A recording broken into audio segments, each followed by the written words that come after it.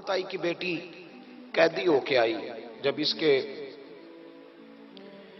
قبیلے پر، اس کے علاقے پر مسلمانوں نے حملہ کیا تو حاتم تائی کا جو بیٹا تھا عدی بن حاتم، وہ اپنی بہن سے کہنے لگا ہمیں پتہ ہے ہم مسلمانوں کا مقابلہ نہیں کر سکتے تو بھاگ جانے میں بہتری ہے، چلو بھاگ چلتے ہیں. تو بہن کہنے لگی بھائی تو نے بھاگنا ہے تو بھاگ جا، میں سردار کی بیٹی ہوں، میں قوم کے ساتھ جیوں گی، قوم کے ساتھ مروں گی، تو نے بھاگنا ہے تو بھاگ جا. عدی بھاگ گئے ڈر کے. یہ خاتون جو تھی ان کو گرفتار کر لیا مسلمان عورتوں نے، تو کہ یہ تلوار لے کے آئی تھی لڑنے کے لیے. ابن اسحاق ابن حشام دونوں کتابوں میں روایت موجود ہے. یہ خاتون کہتی ہے کہ میں نے بڑے تگڑے سوال تیار کیے، کیونکہ معاذ اللہ ثم معاذ اللہ میرا خیال تھا وہ نبی نہیں، وہ بادشاہ ہیں، وہ ایک اسٹیٹ کے سربراہ ہیں، وہ حکمران ہیں، میں معاذ اللہ نبی نہیں. میں نے بڑے تگڑے سوال تیار کیے اور میں اپنے آپ سے کہہ رہی تھی میں ایسی ایسی باتیں کروں گی مسلمانوں کے نبی سے کہ انہیں جواب نہیں آئے گا. معاذ اللہ ثم معاذ، نقل کفر کفر نہ باشد. کہتی ہے میں حضور کے سامنے لائی گئی گرفتار کر کے، اور جب مجھے حضور کے سامنے کھڑا کیا گیا نا تو میرا سر ننگا تھا. توجہ ہے میری بات پر؟ میرا سر ننگا تھا تو میرے ذہن میں بڑے سوال تھے، میری گردن اکڑی ہوئی تھی. حضور نے میرا ننگا سر دیکھا تو محبوب ممبر سے اٹھے، اپنے کندھوں سے مدثر والی چادر اتاری اور حضور علیہ السلام نے حاتم تائی کی بیٹی کے سر پہ دے دی. بی بی کہتی ہے جب حضور کی چادر آئی تو میری اکڑی ہوئی گردن خود بخود جھک گئی نیچے کی طرف، خود بخود جھک گئی. سوال ابھی بھی میرے ذہن میں موجود تھے. اتنے میں ایک صحابی حضور کی بارگاہ میں آئے اور عرض کرنے لگے یا رسول اللہ صلی اللہ علیہ وسلم یہ کافر کی بیٹی ہے، مشرک نجس ہوتا ہے، تو میں اپنی چادر نہ دے دوں، آپ اپنی لے لے، کافر کی بیٹی ہے. تو محبوب نے اس کی طرف جلال کی نظروں سے دیکھا، فرمایا خاموش ہو جا، بیٹیاں برابر ہوتی ہیں، تیاں سانجیاں ہوندیاں نے، بیٹیاں بولیے جی پکی بات ہے. بزرگ چپ کر جائیں، نوجوان بولے بیٹیاں. اللہ آپ کو خوش رکھے. تیاں سارے دیاں. ہاں ہاں، اگر تو کسی کے گھر گندی نظر ڈالے گا تو تیرا گھر بچ نہیں سکتا، پکی بات. یہ نقد و نقد سودا ہے. جس نے اپنا گھر پاک رکھنا ہے وہ دوسروں کے گھروں کا محافظ بنے، پکی بات. بیٹیاں خبردار خبردار، کسی کی بچی کی عزت سے کھیلنے کی کوشش نہ کرنا، ورنہ اللہ تبارک و تعالیٰ بڑی سخت سزا دیتے. بچو. وہ کہتی ہے جب حضور نے کہا نا بیٹیاں برابر ہوتی ہیں تو میرے اندر سے ایک آواز نکلی. میں نے کہا او حاتم تائی کی بیٹی تو غلط تھی، یہ بادشاہ نہیں، یہ تو اللہ کے سچے رسول ہیں. بادشاہ تو سخت سزائیں دیتے ہیں.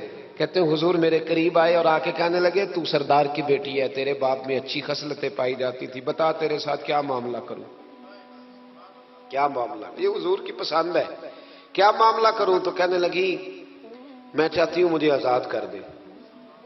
کہتی مجھے امید نہیں تھی. حضور کہیں گے ٹھہر جا، بیٹھ جا، بات کرتے ہیں، مشاورت ہوتی ہے، پھر اس کے بعد کوئی فیصلہ ہوتا ہے. کہا آزاد کر دو. کہتی حضور نے میرے کہنے پر فوراً ہی اگلا جملہ ہی نہیں کہا، فرمایا جا تو آزاد ہے. کہتی ہے میں نے ایک جملہ اور کہا، میں نے کہا میں اکیلی نہیں جاؤں گی، سارا قافلہ آزاد کرو.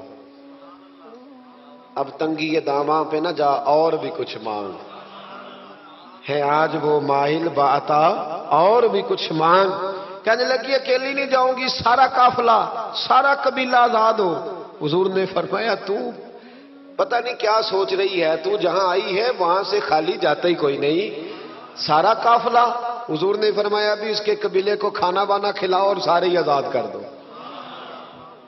واپس گھر گئی تو اپنے باپ کو، اپنے بھائی کو بلایا، بلا کے کہنے لگی بھائی وہ بادشاہ نہیں وہ نبی ہے، بادشاہ نہیں وہ.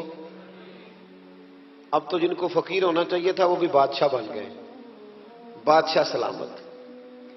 کہنے لگی میں دیکھ کے آئی ہوں وہ بادشاہ نہیں نبی ہے. تو عدی کہنے لگا میں عورتوں کی باتوں پہ یقین نہیں کرتا، میں خود جا کے دیکھوں گا. میں نے کہا غریبی میرے نبی کی پسند ہے. حضور نے اللہ سے غریبی مانگ کے لی ہے.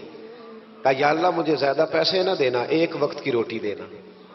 اور حضور فرماتے رب نے اختیار دیا ہے، اگر میں چاہوں تو احد پہاڑ سونے کا بن جائے اور میرے ساتھ چلا کرے، پر میں نے اللہ سے زیادہ دولت مانگی۔ او بھائی دولت بڑی پیاری ہوتی تو سب سے زیادہ میرے نبی کی تجوریوں میں ہوتی۔ حضور نے دولت بانٹی ضرور ہے، لیکن حضور نے اس سے پیار یاد رکھے۔ ہم تو پاگل ہو گئے پیسوں کے پیچھے بھاگ بھاگ، جو سڑک پہ ادھر جا رہا ہے وہ پیسے دینے جا رہا ہے، جو ادھر جا رہا ہے وہ لینے جا رہا ہے۔ پیسے کا ہی چکر ہے، سارا پیسے کا ہی چکر ہے۔ کہتے ہیں میں مدینے آیا تو میں نے نبی پاک علیہ السلام کو غلاموں کے ساتھ کچی زمین پہ بیٹھے دیکھا، اور غلام بھی کون؟ ایک طرف حضرت بلال حبشی بیٹھے اور دوسری جانب حضرت عمار بن یاسر بیٹھے۔ کہتے ہیں حضور بیچ بیٹھے، کھانا کھایا جا رہا ہے، اور حیران میں اس وقت ہوا جب اسی پلیٹ سے نبی پاک بھی کھا رہے ہیں اور بلال حبشی بھی کھا رہے ہیں ساتھ بیٹھ کے حضور نے۔ ادھی کہتے میرے دل پہ چوٹ لگی، میں نے کہا نہیں یار، یہ بادشاہ نہیں، یہ بادشاہ جو اس طرح غریبوں کے بیچ بیٹھ کے روٹی کھائے۔ ہمارے تو بادشاہ غریبوں کے حق میں تقریر کرتے ہیں نا، ویسے ان سے پوچھو کہ اس گاؤں سے ڈنگے کا کرایہ کتنا ہے، اور پھر ڈنگے سے لالے موسے کا کتنا ہے، ان کو کوئی پتہ نہیں۔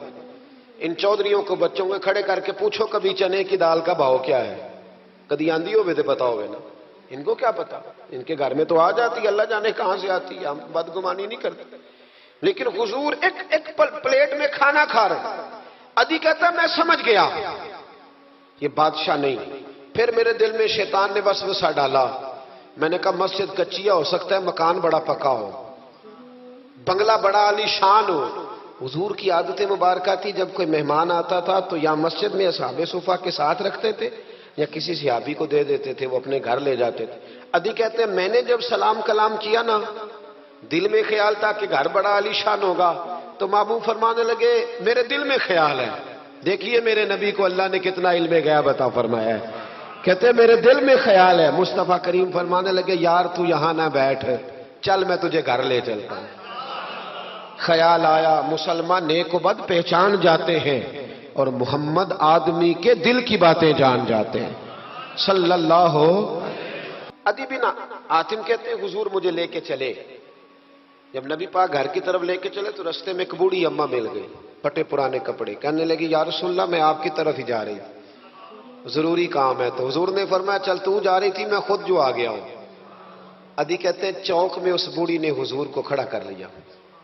کبھی دیکھے آپ نے اپنا وزیر چوک میں کھڑا؟ آپ کو اسی ایم پی اے کدی نہیں دیکھا، وزیر تو دور رہ گیا، چوک میں کھڑا کر لیا نبی پاک صلی اللہ علیہ وسلم۔ اور وہ بی بی اپنے دکھڑے سنانے لگی، کہتے قربان جاؤں وہ دیر تک باتیں کرتی رہی اور نبی پاک سنتے رہے۔ ادھی کہتے ہیں میرے دل پہ دوسری چوٹ لگی، میں نے کہا جو اس طرح غریبی سے پیار کرے وہ بادشاہ نہیں، وہ اللہ کے سچے رسول ہیں۔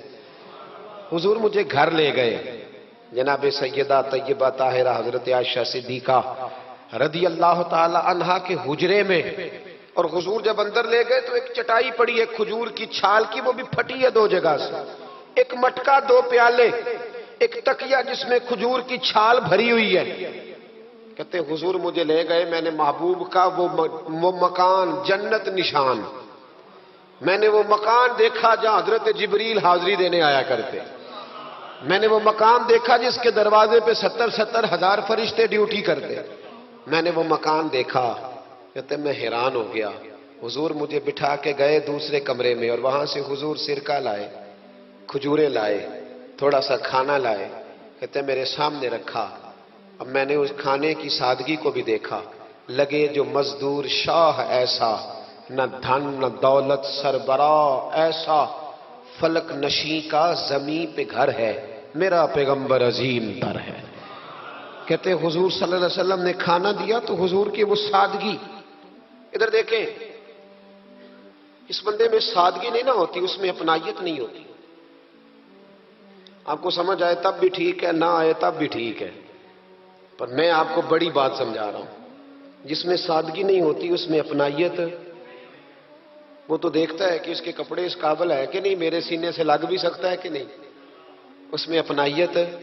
جو لوگ سادے نہیں ہوتے ان کے زیادہ رشتے نہیں ہوتے، ان کا لوگوں سے زیادہ پیار، اس لیے کہ وہ تو انتظار کرتے ہیں، کہتے ہیں میرے نال دی جتی پائے گا تو میرے نال ٹرے گا۔ جو سادے ہوتے نا، سادے جو لوگ غریب پرور ہوتے، ان کے رشتے بڑے پیار، بڑا محبتیں، بڑی زمانہ ان سے بڑا وابستہ ہو جاتا ہے، اس لیے کہ وہ لوگوں کے قریب آ جاتا ہے، وہ نیچے اتر کر لوگوں سے ملتے گلتے، وہ یہ نہیں دیکھتے میرا قد کتنا بڑا ہے، وہ یہ دیکھتے ہیں یار سامنے والے کا پیار مجھ سے کتنا ہے۔ وہ نیچے اتر کر لوگوں سے کہتے ہیں نبی پاک علیہ الصلوۃ والسلام نے بڑا سادہ سا مجھے کھانا دیا، جب میں کھا چکا تو حضور فرمانے لگے سارا کچھ تو آپ نے دیکھ لیا، کیا پروگرام ہے، کب جانا ہے؟ آپ نے دیکھ لیا سارا کچھ، اگلا پروگرام بنائے۔ تو ادی کہتے ہیں میں دور بیٹھا تھا، میں اٹھ کے قریب آ گیا، میں نے کہا محبوبہ اب کہاں جانا ہے، مجھے کلمہ پڑھائے، میں مسلمان ہونا چاہتا ہوں۔ یہ غریبی حضور کی پسند ہے، تھوڑے پہ گزارا کرنا سیکھو۔ پتہ ہے دنیا میں سب سے زیادہ سکھی کون بندہ ہے؟ وہ بندہ سکھی ہے جسے اللہ نے جو دیا ہے نا وہ اس پہ راضی ہو گیا ہے۔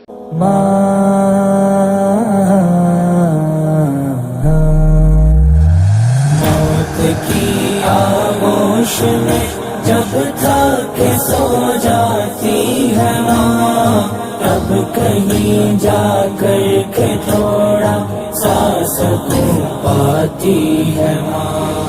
فکر میں بچوں کی کچھ اس طرح کھل جاتی ہے ماں،